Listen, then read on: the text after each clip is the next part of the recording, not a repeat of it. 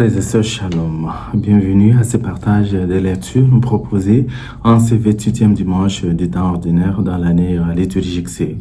En fait, les lectures nous prouvent clairement que le salut proposé par Dieu est universel.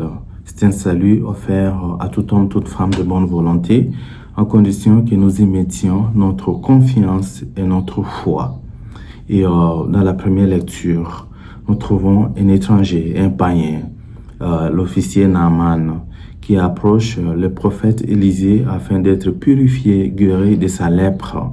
Et dans l'évangile, il y a 10 lépreux, dont un samaritain et 9 juifs qui approchent Jésus pour leur purification d'eux-mêmes.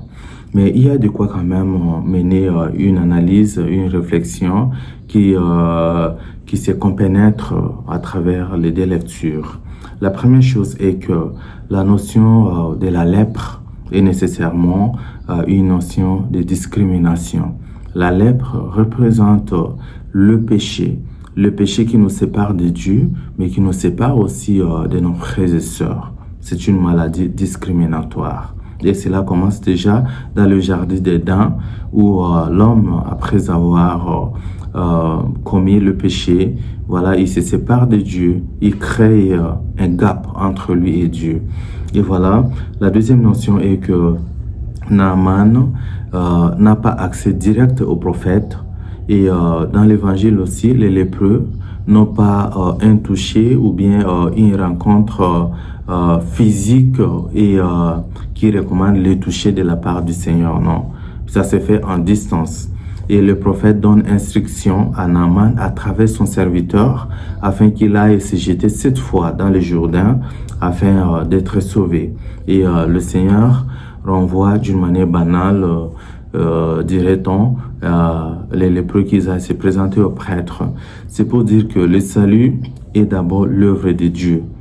C'est un accomplissement et qui nous est offert par Dieu. Ce n'est pas l'œuvre de l'homme. L'homme peut être utilisé comme instrument, mais c'est Dieu qui guérit, c'est Dieu qui accorde le salut. Et la deuxième considération est que l'instruction donnée par le prophète Élisée, mais aussi le Seigneur Jésus-Christ dans l'évangile, nous paraît banale. C'est pourquoi Naaman se fâche et dit, est-ce qu'il n'y avait pas de fleuve, de rivière chez nous où je pouvais me jeter 7 fois? Est-ce qu'il fallait seulement venir en Israël? Et les lépreux, et à qui Jésus dit simplement d'aller se montrer au prêtre, je suis sûr, se dirait aussi, est-ce qu'on ne pouvait pas se montrer avant d'arriver chez lui ici? Et ça veut dire que le salut requiert la confiance. Le salut, notre guérison, notre rédemption requiert la confiance et la foi en Dieu.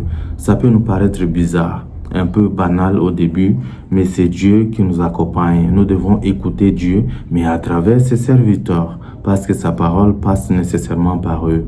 Et finalement, la troisième considération est que, après être sauvé, Naaman revient vers le prophète afin de lui offrir un cadeau, l'offrande à lui, pas à Dieu.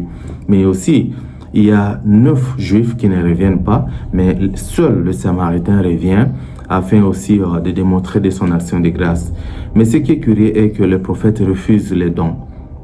Et aussi Jésus a clairement dit, allez donner au prêtre ce qu'il faut donner pour la purification. C'est pour dire, le salut n'est pas monnayable. Le salut n'est pas à être acheté auprès des serviteurs de Dieu. Notre guérison, notre bénédiction nous vient de Dieu. Ce n'est pas une grâce monnayable, ce n'est pas une grâce à être finalement compensée ou récompensée par un don, une récompense quelconque, non. Il y a beaucoup de serviteurs aujourd'hui qui trompent les uns les autres. Pour avoir le visa, il faut payer $10 000, il faut payer $1 000. Pour avoir le mariage, il faut payer ceci. Quand vous n'atteignez pas ça, vous n'avez pas le mariage.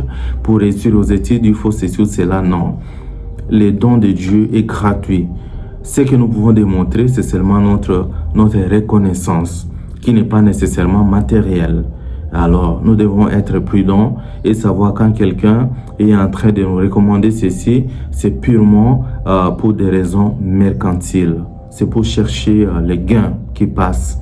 Mais Dieu ne fait pas payer son salut. C'est un don gratuit et où nous sommes seulement et simplement invités à mettre notre confiance et notre foi. Alors, l'action de grâce, c'est dire à Dieu merci et c'est un acte tout à fait libre. Ce n'est pas forcé. Prions, frères et sœurs, prions en ce dimanche afin que nous puissions militer pour notre salut, que nous puissions demander la grâce de Dieu, avoir confiance à lui, mettre en lui notre foi et que nous, serviteurs de Dieu, nous ne puissions pas nous substituer à donneurs de grâce, mais que nous nous considérions comme des instruments de la grâce de Dieu et par nous, les autres peuvent avoir le salut. Mais aussi que nous ayons le sens de l'action de grâce qui est un don tout à fait normal. Nous nous approchons de Dieu pour dire merci et non pour payer la grâce qu'il nous accorde. Que le Seigneur nous donne cette grâce. Amen.